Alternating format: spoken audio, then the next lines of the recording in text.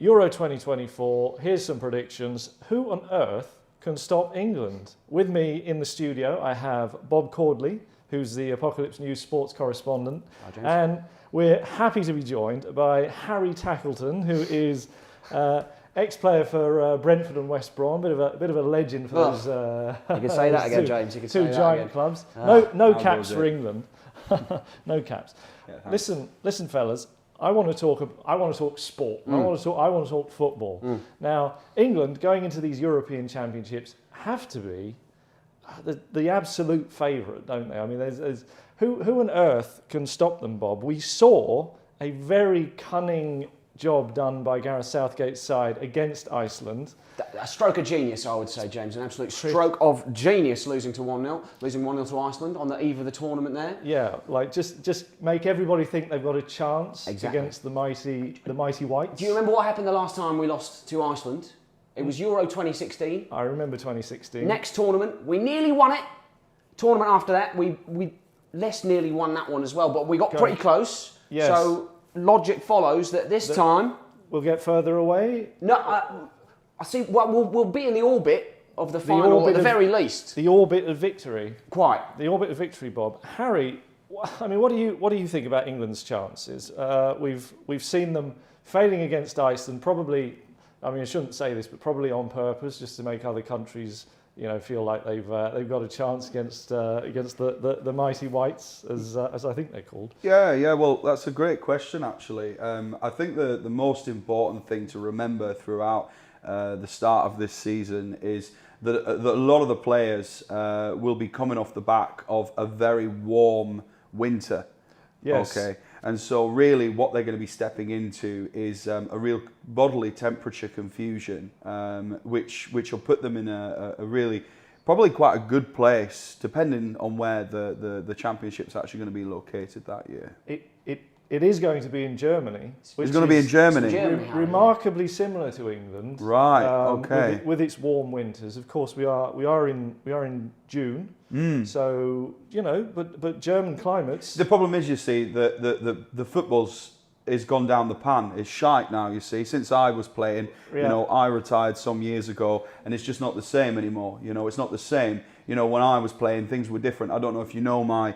I'm in the Guinness Book of Records for what I did on the pitch many times. I've actually owned the most amount of kicky-uppies with a bag of rice in the dark. No, I saw that. Brown rice. That's obviously I don't do that on the pitch, no, but that does translate. It's a transferable skill. It's a transferable skill. It translates into the amount of goals I did, which, as you know, was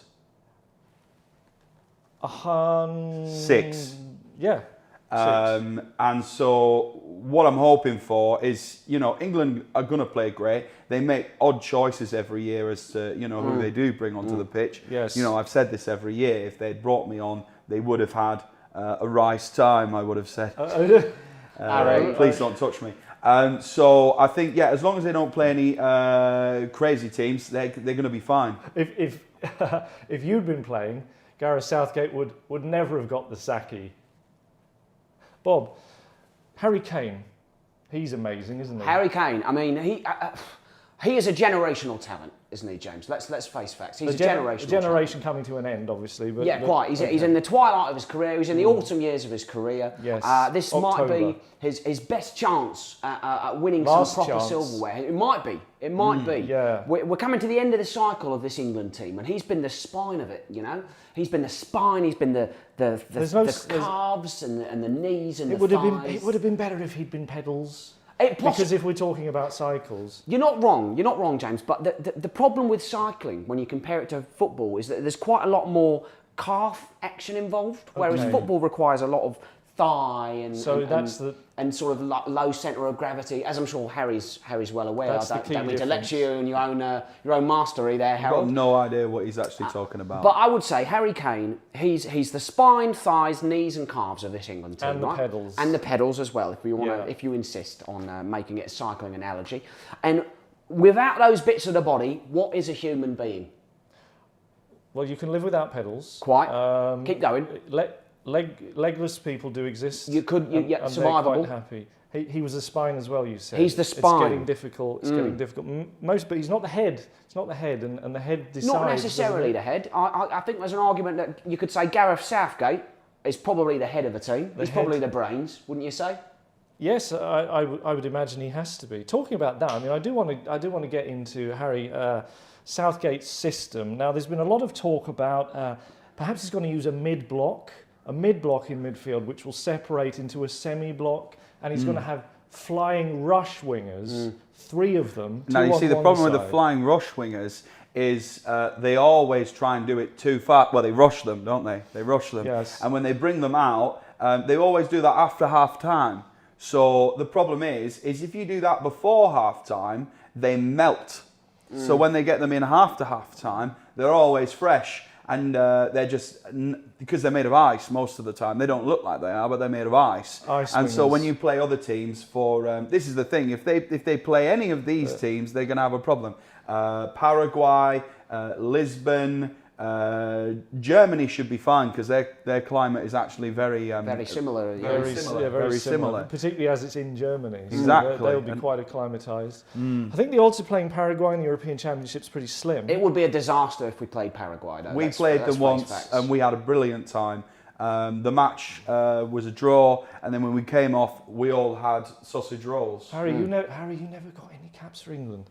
Bob, tell me about what you think the formation is going to be. Well, there's a couple of questions there, We're James. famed for not really having any defenders. So I'm putting forward a radical system here. I'm suggesting a 2-6-2. Right, flood the midfield. That's the semi-block I was talking about. Absolutely. You hit the nail on the head there. So I think we can agree that England's true strength is in the midfield and attacking areas. We haven't got a great deal of depth in defence.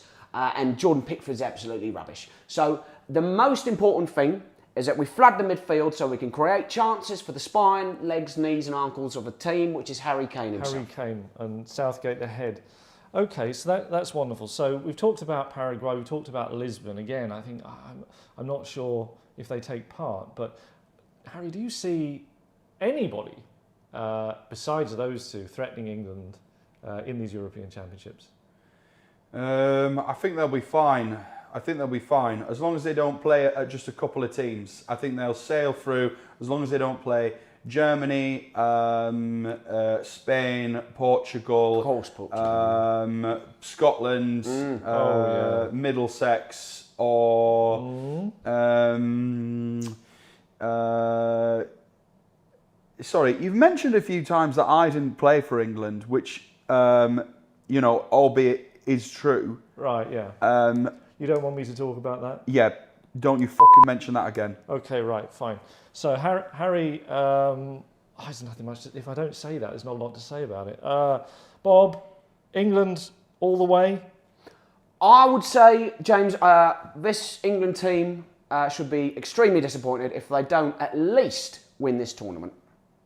All right, so there is your Euro 2024 prediction. England at least going to win the tournament, and at most, probably, I don't know, win some German cities as well. I don't think we do that anymore.